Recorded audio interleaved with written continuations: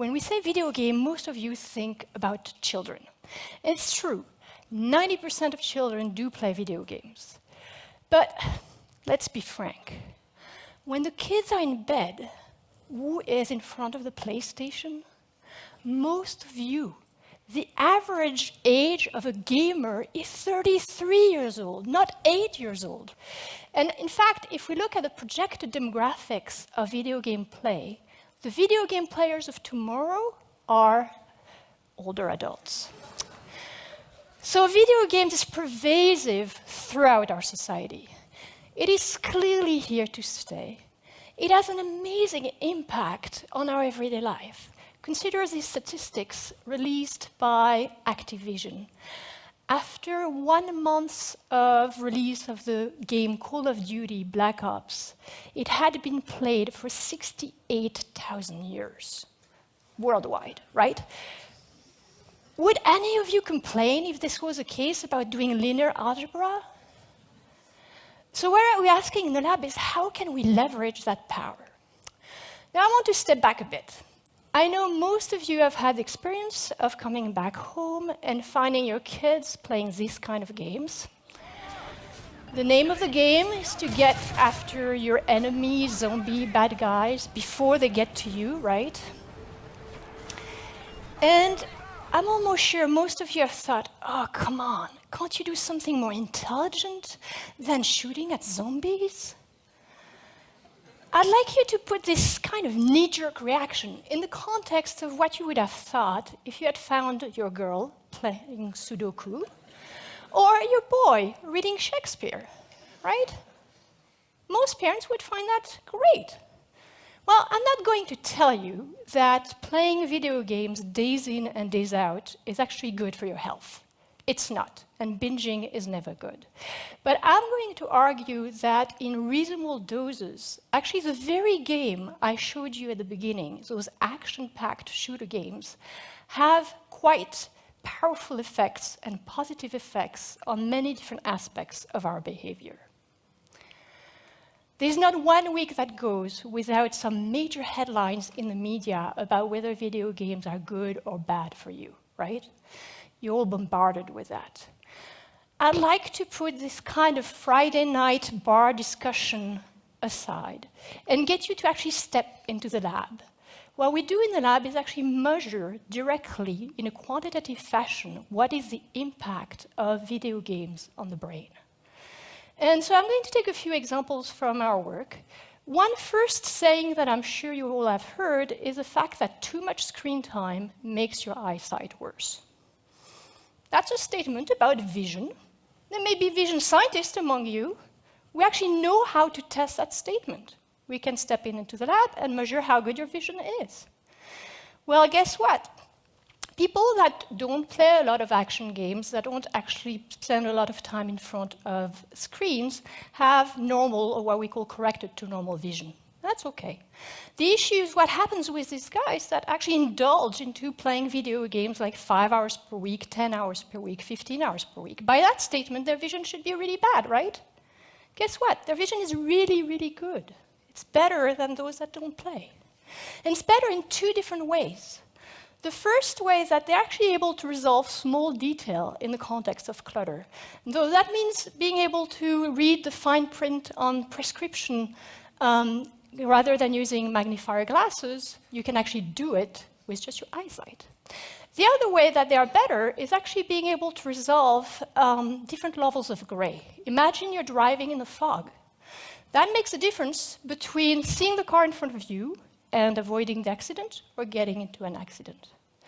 So we're actually leveraging that work to develop games for patients with low vision and to have an impact on retraining their brain to see better.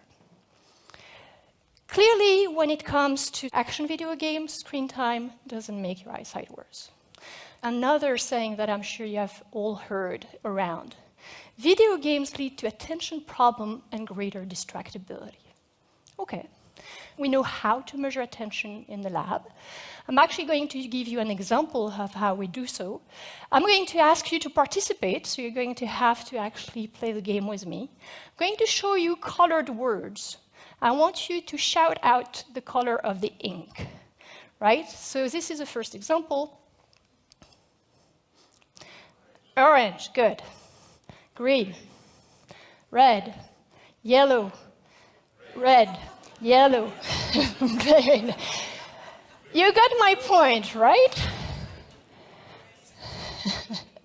You're getting better, but it's hard. Why is it hard? Because I introduced a conflict between the word itself and its color.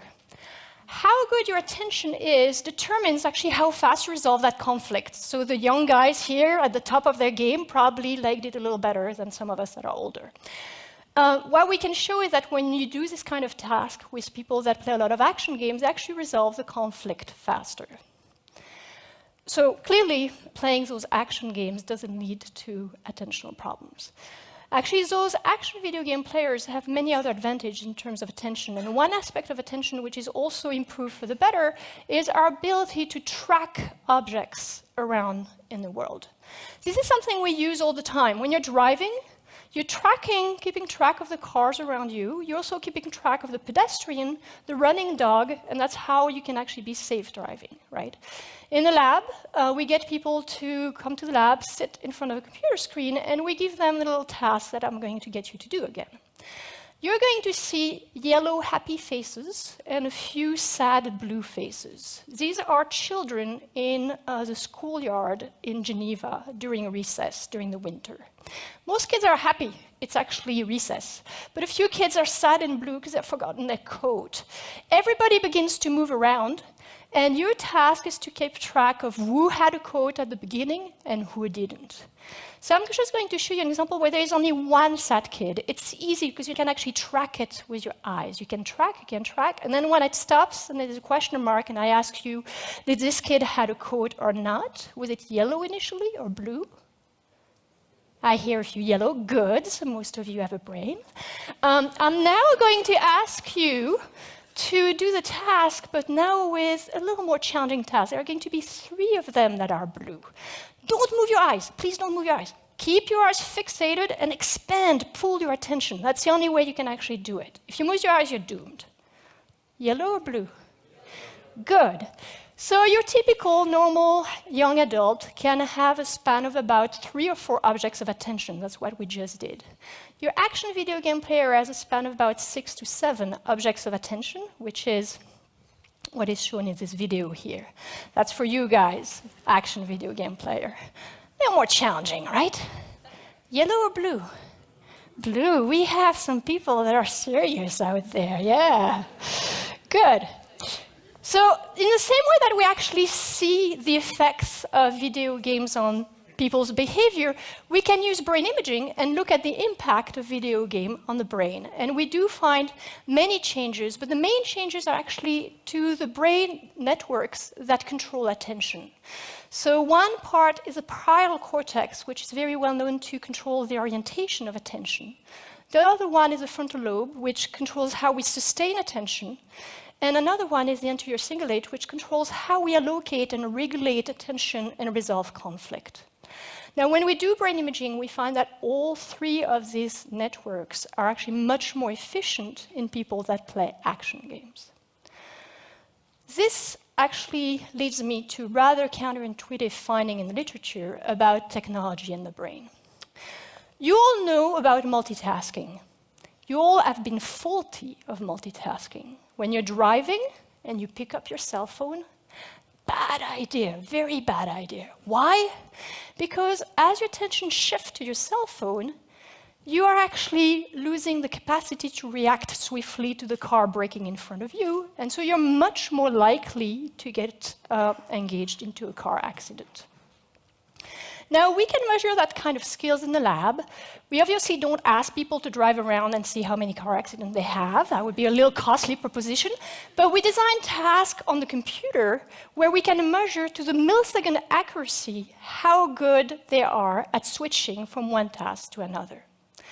When we do that, we actually find that people that play a lot of action games are really, really good. They switch really fast, very swiftly. They pay a very small cost. Now, I'd like you to remember that result and put it in the context of another group of technology users, a group which is actually much revered by society, which are people that engage in multimedia tasking. What is multimedia tasking? It's the fact that most of us, most of our children, are engaged into listening to music at the same time as they're doing search on the web, at the same time as they're chatting on Facebook with their friends. That's a multimedia tasker. There was a first study done by colleagues at Stanford, and that we replicated, that showed that those people that identify as being high multimedia tasker are absolutely abysmal at multitasking. When we measure them in the lab, they're really bad, right? So this kind of results really makes two main points. The first one is that not all media are created equal. You can't compare the effect of multimedia tasking and the effect of playing action games. They have totally different effects on different aspects of cognition, perception, and attention. Even within video games, I'm telling you right now about these action-packed video games. Different video games have a different effect on your brains. So we actually need to step into the lab and really measure what is the effect of each video game. The other lesson is that general wisdom carries no weight. I showed that to you already, like we looked at the fact that despite a lot of screen time, those action gamers have a lot of very good vision, etc. Here, what was really striking is that these undergraduates that actually report engaging in a lot of high multimedia tasking are convinced they aced the test. So you show them their data, you show them they're bad, and like, not possible. You know, they have this sort of gut feeling that really they're doing really, really good. That's another argument for why we need to step into the lab and really measure the impact of technology on the brain. Now, in a sense, when we think about the effect of video games on the brain, it's very similar to the effect of wine on health. There are some very poor use of wine. There are some very poor use of video games. But when consumed in reasonable doses and at the right age, wine can be very good for health. There are actually specific molecules that have been identified in red wine as leading to greater life expectancy. So it's the same way, like those action video games have a number of ingredients that are actually really powerful for brain plasticity, learning, attention, vision, etc. And so we need, and we're working on understanding what are those active ingredients so that we can really then leverage them to deliver better games either for education or for rehabilitation of patients. Now, because we're interested in having an impact for education or rehabilitation of patients, we're actually not that interested in how those of you that choose to play video games for many hours on hand perform. I'm much more interested in taking any of you and showing that by forcing you to play an action game, I can actually change your vision for the better. Whether you want to play that action game or not, right? That's a point of rehabilitation or education. Most of the kids don't go to school saying, great, 2 hours of math. So that's really the crux of the research. And to do that, we need to go one more step. The one more step is to do training studies. So let me illustrate that step with a task which is called mental rotation. Mental rotation is a task where I'm going to ask you, and again, you're going to do the task, to look at this shape, study it. It's a target shape. And I'm going to present you 4 different shapes. One of these 4 different shapes is actually a rotated version of this shape. I want you to tell me which one. The first one, second one, third one, or fourth one? Okay, I'll help you. Fourth one. One more. Get those brains working, come on. That's our target shape. Third, good. This is hard, right? Like the reason I asked you to do that is because you really feel your brain cringing, right? It doesn't really feel like playing mindless action video games. Well, what we do in these training studies is people come to the lab, they do tasks like this one. We then force them to play 10 hours of action games. They don't play 10 hours of action game in a row. They do distributed practice, so little shots of 40 minutes, several days over a period of 2 weeks. Then, once they're done with their training, they come back a few days later, and they're tested again on a similar type of mental rotation task. So this is work from a colleague in Toronto. What they showed is that initially, subjects perform where they're expected to perform given their age. After 2 weeks of training on action video games, they actually perform better. And the improvement is still there 5 months after having done the training. That's really, really important. Why? Because I told you, we want to use these games for education or for rehabilitation. We need to have effects that are going to be long-lasting. Now, at this point, a number of you are probably wondering, well, what are you waiting for putting on the market a game that would be good for the attention of my grandmother and that she would actually enjoy, or a game that would be great to rehabilitate the vision of my grandson who has amblyopia, for example? Well, we're working on it, but here is a challenge. There are brain scientists like me that are beginning to understand what are the good ingredients in games to promote positive effects. And that's what I'm going to call the broccoli side of the equation. There is an entertainment software industry which is extremely deft at coming up with appealing products that you can't resist. That's the chocolate side of the equation. The issue is we need to put the two together, and it's a little bit like with food. Who really wants to eat chocolate-covered broccoli? None of you. And you probably have had that feeling, right? Picking up an education game and sort of feeling, it's not really fun, it's not really engaging. So what we need is really a new brand of chocolate. A brand of chocolate that is irresistible, that you really want to play, but that has all the ingredients, the good ingredients that are extracted from the broccoli that you can't recognize, but are still working on your brains. And we're working on it, but it takes to come and to get together brain scientists, people that work in the entertainment software industry, and publishers. So these are not people that usually meet every day, but it's actually doable, and we are on the right track. I'd like to leave you with that thought, and thank you for your attention.